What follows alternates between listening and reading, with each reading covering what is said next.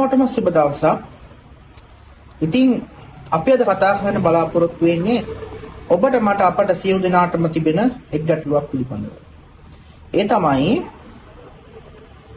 අප මාර්ගයේ ගමන් කරන විට අපි පොලිස් නිලධාරියෙක් නවත්වලා අපිට යම් අභූත චෝදනාවක් නගනවා.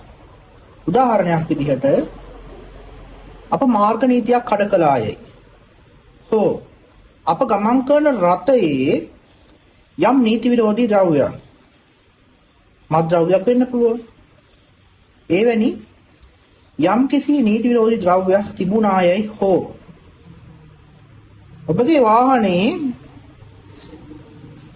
යම් කිසි දෝෂයක් අඩුපාඩුවක් පිළිබඳව හෝ අභූත චෝදනාවක් නගමින් ඔබට දඩපත්‍රයක් නිකුත් කිරීමට දරන වෑයමක් අපට වීඩියෝ කළ හැකිද කියන කාරණේ ඔබට මට අපට සියලු දෙනාටම පැන නගින ප්‍රශ්නයක්.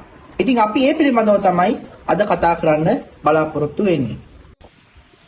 ඇත්ත වශයෙන්ම ඔව් කියලා අපිට පිළිතුරක් ගන්න පුළුවන්. මම මේ පිළිබඳව විස්තරාත්මකව පැහැදිලි කිරීමක් කරන්නම්. පසුගිය දිනවල අපිට සමාජ මාධ්‍ය ජාල ඔස්සේ දක්නට ලැබුණා පොලිස් නිලධාරීන් රාජකාරී කටයුතු සිදු කරන අවස්ථාවලදී යම් විනය විරෝධී සදාචාර විරෝධී ක්‍රියාවන් රාශියක් අපිට දක්නට ලැබුණා. ඉතින් අපිට දක්නට ලැබුණු සියලුම වීඩියෝ පටවලදී පොලිස් නිලධාරීන් බැනවැදීම්, ගැටුම් ඇති කර ගැනීම සහ දුරකථනය අත්අඩංගුවට ගැනීම වගේ සිද්ධි රාශියක් අපිට දක්නට ලැබුණා. එවැනි අවස්ථා දැන් ඔබට වීඩියෝගත කිරීමට අවස්ථාව ලැබිලා තියෙනවා. පොලිස් නිලධාරියෙකු ඔබව අත්අඩංගුවට ගන්න අවස්ථාවකදී, රථ වාහනයක ගමන් කරන අවස්ථාවකදී හෝ පොලිස් නිලධාරියෙකුගේ යම් අකටයුත්තක් ඔබගේ ඇස ගැටුණු සැනින් ඔබට වීඩියෝගත කර ගැනීමට දැන් අවස්ථාව ලැබිලා තියෙනවා.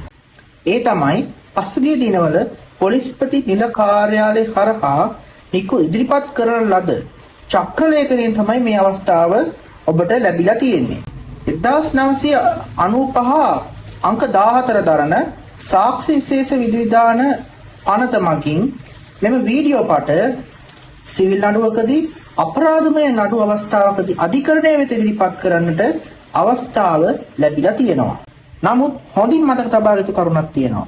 ඒ තමයි පොලිස් දෙපාර්තමේන්තුවේ නාමයට කීර්තියට හානියක් වන ආකාරයෙන් ඔබ ලබා ගන්නා වීඩියෝ පට සංස්කරණය කරලා සමාජ මාධ්‍ය ඔස්සේ ප්‍රචාරණය කරනවා නම් ඔබට එරෙහිව නිසැකවම නීතිය ක්‍රියාත්මක වෙනවා.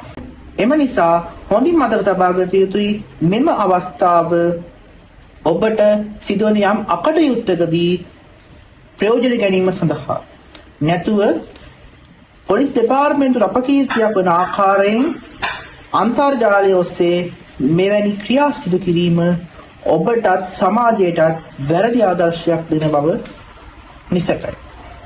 එනම් සුබ දවසක් සියලු දෙනාට.